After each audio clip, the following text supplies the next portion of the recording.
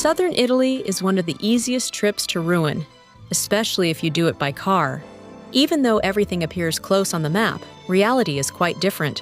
There are towns where parking is a nightmare, routes that seem short but take up half your day, and planning mistakes that can turn an amazing trip into an exhausting one.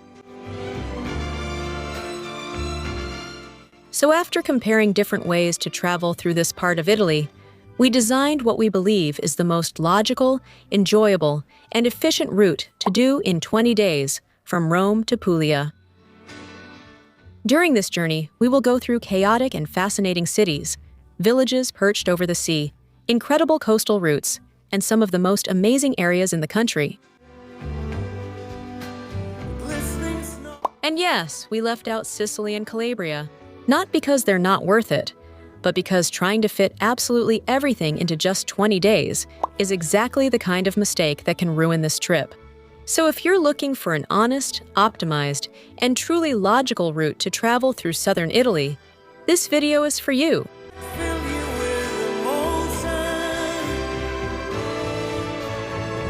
Since it's most likely that your flight lands in the capital, we'll start with 3 days in Rome. Although the Eternal City deserves at least 5 days to really enjoy it, in 3 days you can discover the must-sees, from the Colosseum and the Vatican to the magic of Trastevere. A golden tip: for the Colosseum and the Vatican museums, not only book in advance, but if you can, take a guided tour. It's totally worth it. We won't add details since there's already a day-by-day Rome guide video on the channel. In Rome, we stayed near the Parliament, an area we love because it lets you do almost everything on foot. I'll leave you 2 accommodation options here with these QR codes, so you can check them out.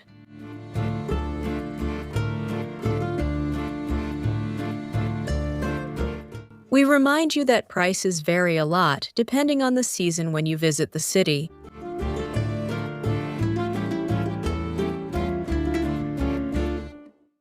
Another tip I'm going to give you in this city, as well as in many of the ones you'll visit along this route, is to take a free tour to get that first introduction to the city.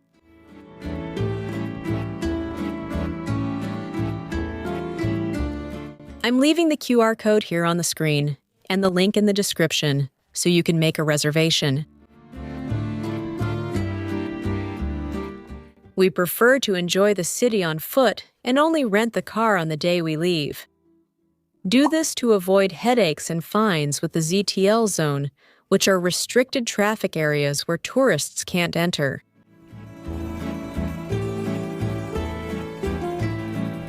Remember that the ZTL cameras are unforgiving, and the fines arrive at your home months later, so it's better to keep the car outside the historic center. Renting it at the airport can be an option. Now the car is ready and we're hitting the road. To get down to Naples, the trip is about 230 kilometers, around 2.5 hours by car. But be careful. If you want the comfort of the train, the high-speed rail connects Rome with Naples in just 1 hour and 10 minutes. It's an ideal option if you want to keep using public transportation. If you choose to drive, we rented from Triectis during our last trip through Italy, and it was an excellent experience. Family cars, with space for all the suitcases, full insurance included, and very personalized service. I'm leaving a QR code on the screen and the link in the description. The discount code is Europa Accompagnata.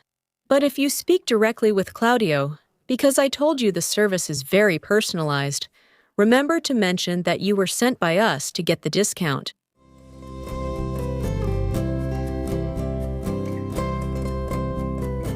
And we've arrived in Naples, perhaps the most controversial destination of the entire route.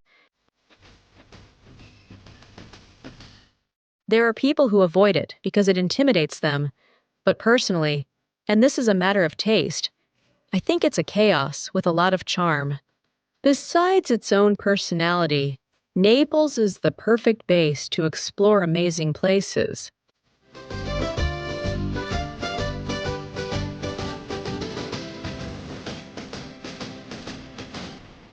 We will spend 4 nights in Naples, and I dare say that it won't be enough. But remember that this is just an idea so that you can explore the places with us and decide what you like and what you don't. It's obvious, but it has to be said. We all have different tastes. Arriving in Naples by car, for those of us who aren't used to heavy traffic, can be a bit chaotic, so take it easy. The advice is to book a hotel that has parking.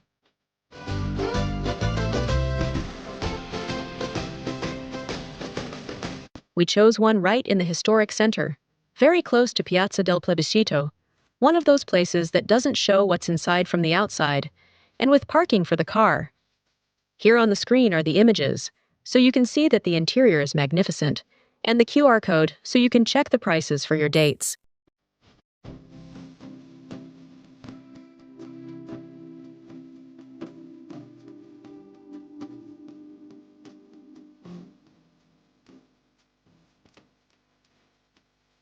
If you're wondering why we're spending 4 days in Naples, the answer is coming up. This will be our base for trips that are a must on this route. The ruins of Pompeii,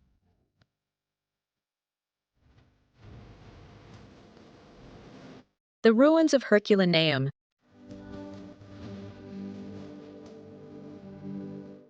the climb up Vesuvius to see the views from it and its crater,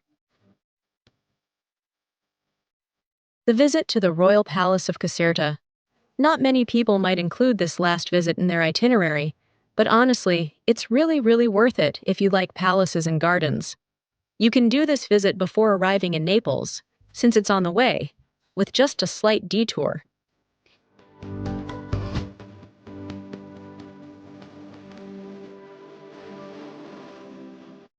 And finally, another visit that's not so well known, but in my opinion is a must, is to take a ferry to the island of Procida. Then, once you're on the island, rent a scooter or bicycles to explore it at your own pace. You can also add the island of Ischia to your trip.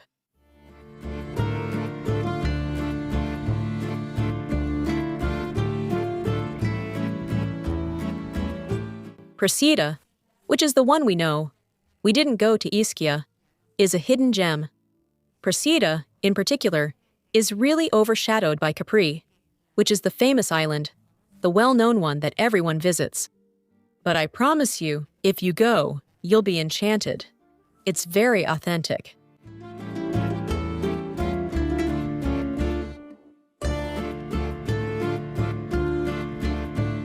You might already be realizing why I told you that 4 might not be enough. And let's not forget to walk around Naples as much as we can. Visit its churches, the Naples Palace, the undergrounds, the Street of Nativity scenes, and so on. It's also captured in a video, if you want to plan the itinerary step by step with it.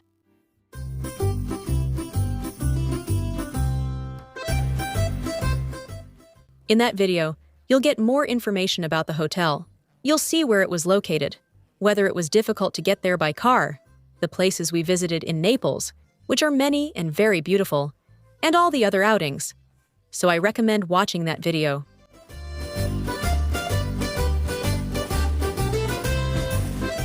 After these days enjoyed to the fullest, we head to the Amalfi coast. We had 2 nights waiting for us in Sorrento.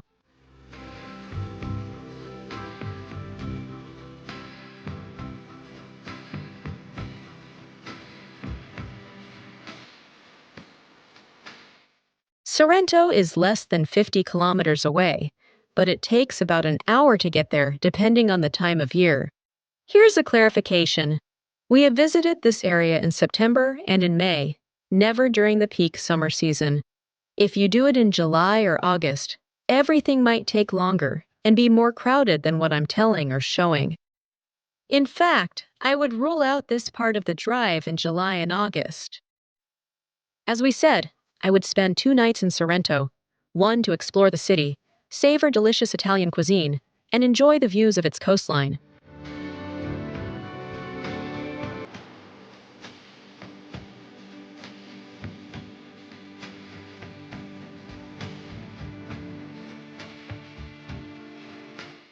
And on the second day, set sail to visit the iconic Capri.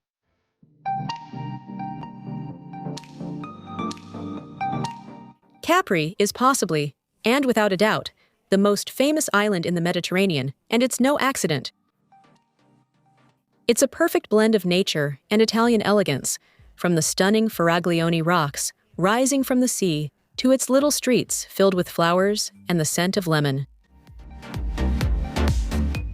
Whether you're taking the funicular up to the famous Piazzetta to soak in the atmosphere or sailing to enter the Blue Grotto, Capri has a special light that makes you feel like you're in a classic movie. It's the treat you deserve on this journey.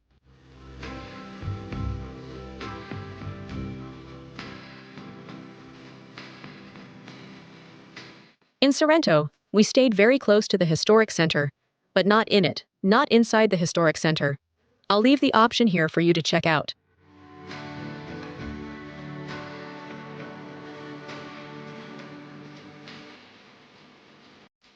Don't miss walking by the sea. The views from Sorrento are simply breathtaking.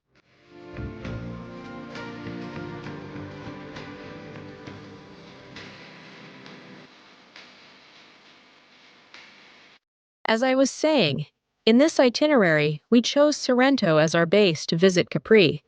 But if you want to make your trip even more special, you could change this itinerary and spend a night on the island itself. But keep in mind that accommodations there tend to be much more expensive than in Sorrento. It's a different experience, more exclusive, especially when the last ferry leaves and the island regains its usual calm.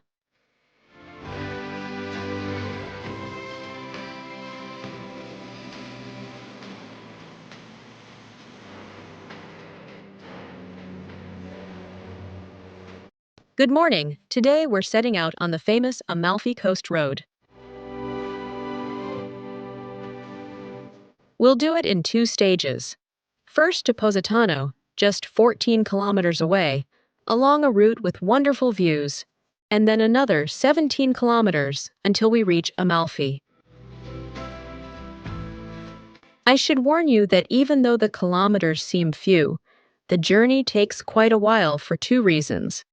The road is usually very busy, and you'll be driving at a very low speed, so you can enjoy all the beauty that unfolds before you.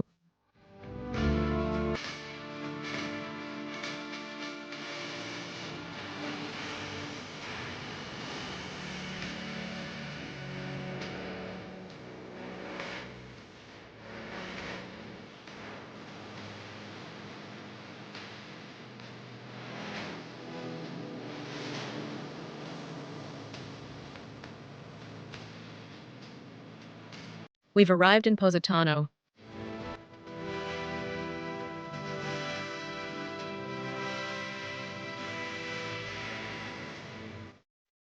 Although we've stayed here, it's not something I suggest for this itinerary if you don't want your budget to skyrocket, since prices are usually very high, similar to Capri, or maybe even higher.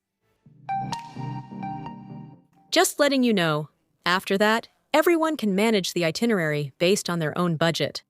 Anyway, I'll leave you some pictures and the QR code of our accommodation.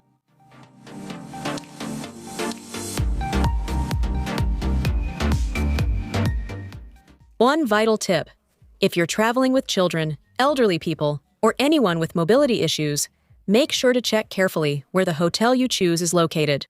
All along the coast, stairs are the norm, and they can be exhausting.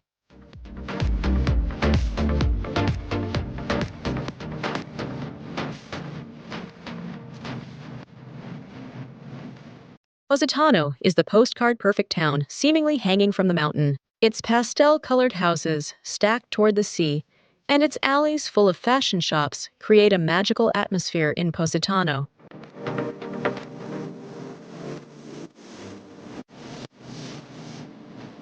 It's the ideal spot to get lost for hours, stroll the beach, and take countless photos.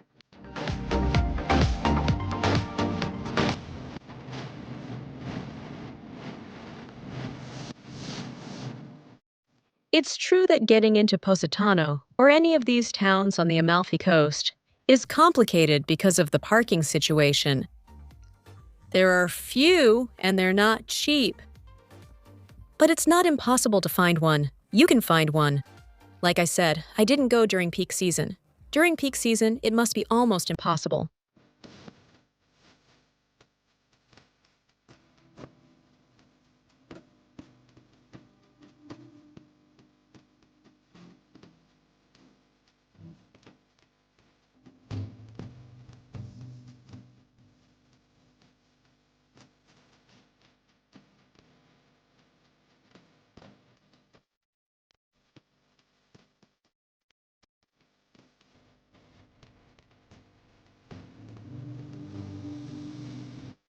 So we continued on our way to Amalfi, where we will actually stay for one night. I'm sharing the information and pictures of our choice on the screen.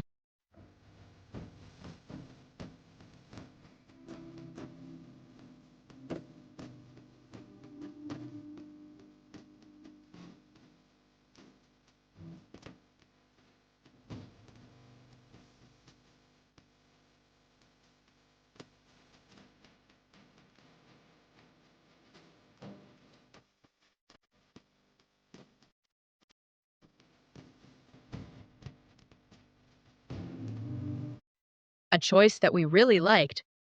Amalfi is not only the heart of the coast, but it was also a powerful maritime republic. Its greatest jewel is the Cathedral of St. Andrew, with that impressive staircase and its architecture that leaves you speechless.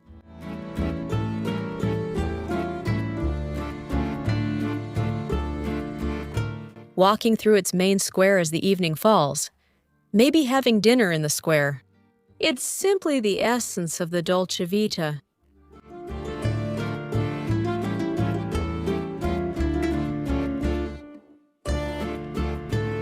A very important detail. As we said, in Postano and Amalfi, parking is expensive and very limited.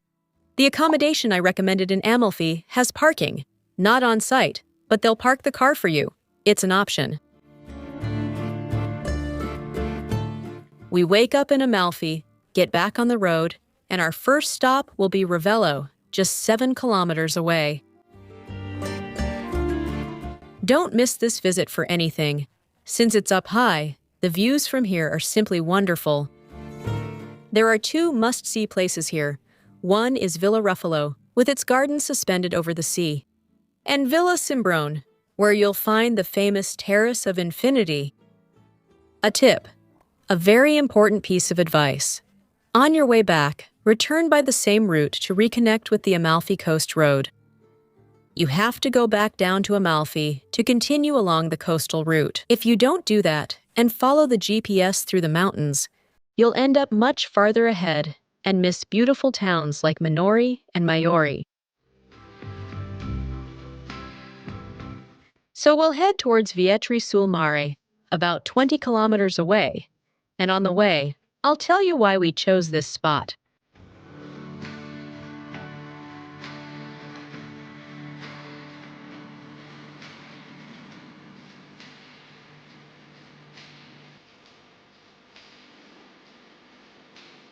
Staying in Vietri is a strategic choice because it makes the drive to our next destination easier the next day.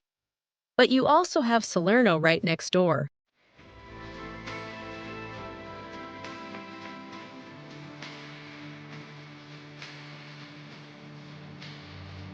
If you decide to visit it, you'll find a much more authentic and less touristy city, with a very interesting medieval old town and a cathedral that's worth seeing.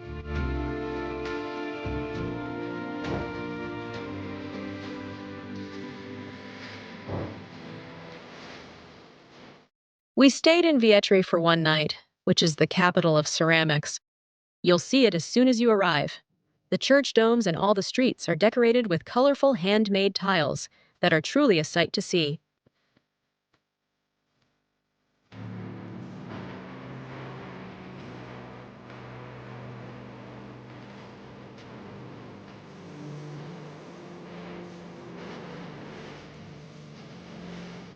If what you're interested in for this trip, for your trip, is to focus only on the Amalfi Coast, we have a much more detailed video that I recommend you watch.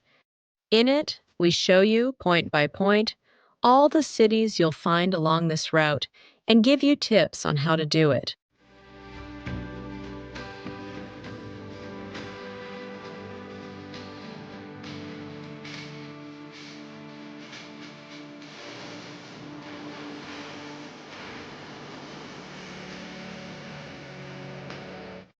Now, I'll show you our accommodation in Vietri.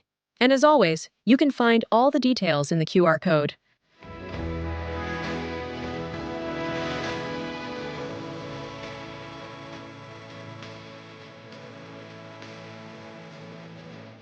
Good morning! Today is one of those days when the road feels different. We'll feel how everything becomes more desolate. The landscape changes, and we go deeper into the heart of Italy as we head down toward the heel. Our destination today is Matera.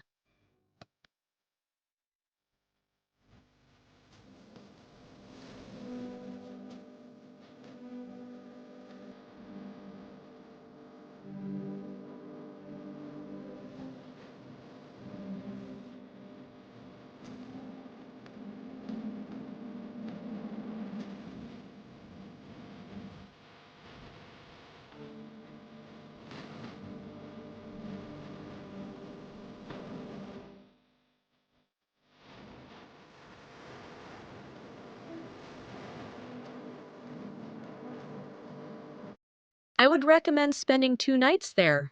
Why? Because we only spent one night there and it wasn't enough. It's true that some people visit just for the day, but if you have a car, take advantage and travel at a slower pace.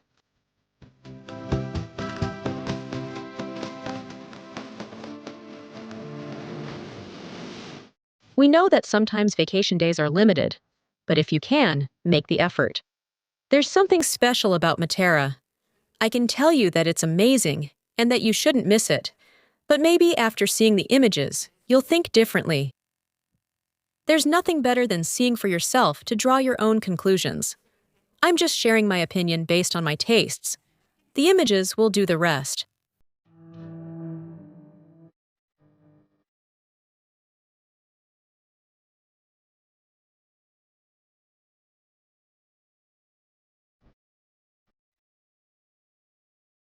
Matera, located in the Basilicata region, is one of the oldest cities in the world.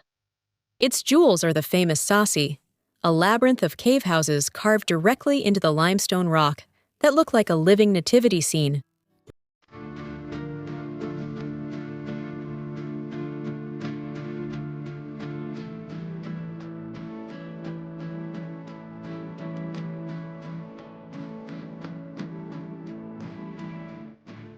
To make the visit a complete experience, we chose to stay in a cave house. I'll leave the images and QR code here for you. There's a paid parking lot nearby, so you have to walk a few blocks, not too many. But anyway, my advice is to get out of the car only with your carry-on. Many times, for just 1 or 2 nights, bringing down the big suitcase can be a hassle.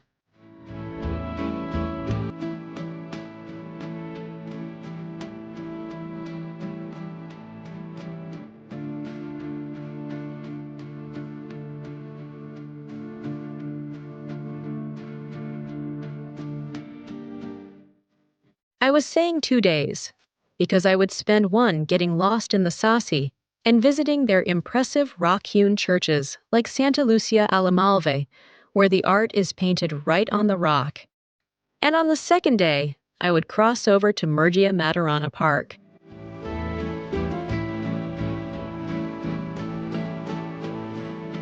From the other side of the ravine, at the Murgia Timone viewpoint, you'll have the most spectacular views of the whole city, and you can discover ancient caves that have been used since the Neolithic era. It's simply an image you'll never forget.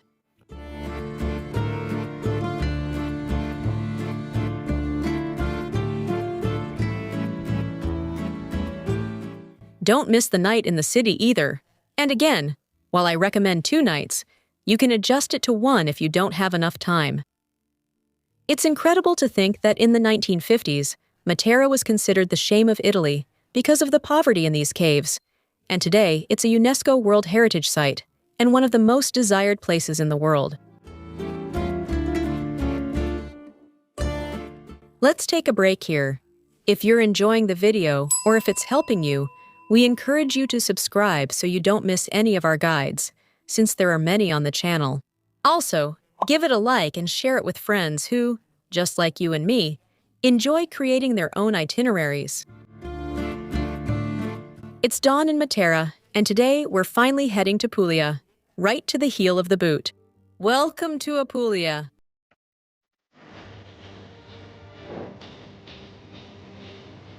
At this point, to optimize the itinerary, we're going to take a slightly longer route than before, about 200 kilometers, to head deep into the Sorrento area. Our destination is Lecce. On the way, you can pass through Sorrento, but I would suggest going straight, so you can spend at least 2 nights in Lecce.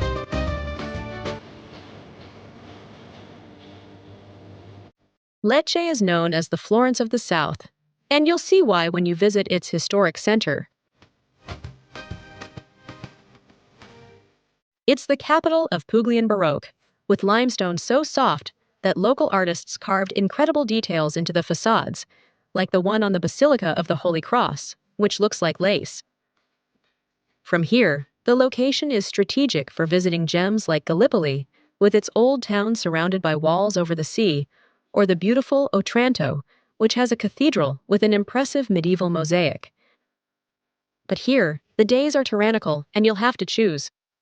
Sitting in front of a map, everything seems easy and close, but in practice, less is always more. Choose 1 or 2 places and truly enjoy them, instead of spending the whole day in the car. Puglia can be deceiving because it looks small on the map, but the distances and the time you need to enjoy each town are real, and by trying to see more, sometimes you end up seeing less.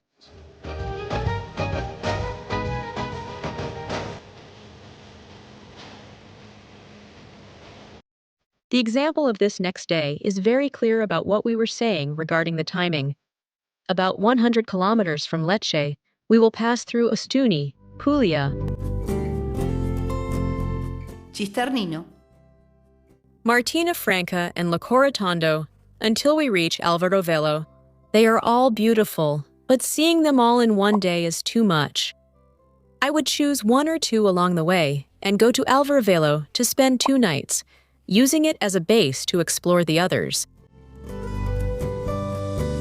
So on the way, we will pass through Ostuni, known as the White City because of its lime facades that shine under the sun. Then through Cisternino, which has one of the oldest and most awarded historic centers in Italy. And from there, straight to Alvarovelo.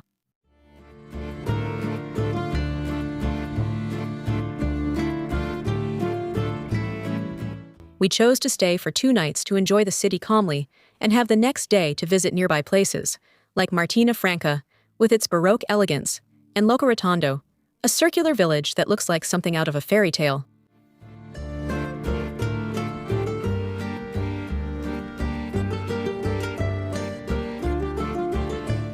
In Alvarovelo, we fulfilled the dream of staying in a trullo, these dry stone constructions with conical roofs that are unique in the world. You can see in the images, it's an experience that takes you to another era. This city is a World Heritage Site, and even though it's very touristy, walking through the neighborhoods of Rionimonti or Ayapicola at sunset is something magical.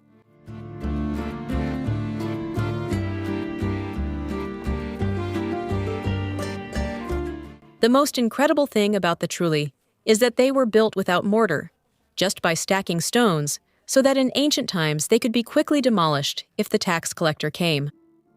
We have special videos about this city and the entire Puglia region on the channel, which I recommend you watch if you want to explore this route in detail.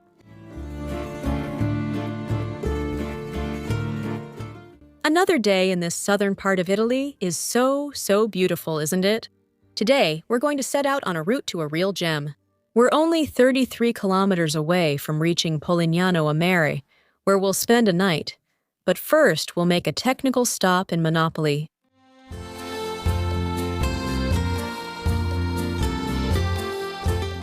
Naples is another fantastic option if you want something a little more local. Its old port with the blue boats and its castles by the sea are wonderful. But if you decide to keep going, we arrive at Polignano a Mare, a town that looks like it's carved into the cliffs. Talking about Polignano means talking about its famous beach, Lama Monachile, that pebble cove enclosed between rock walls that you've probably seen in thousands of photos.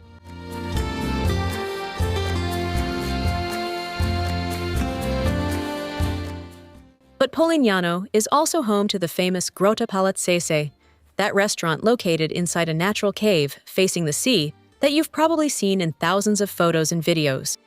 A luxury experience that, if your budget allows, is one of those you'll never forget.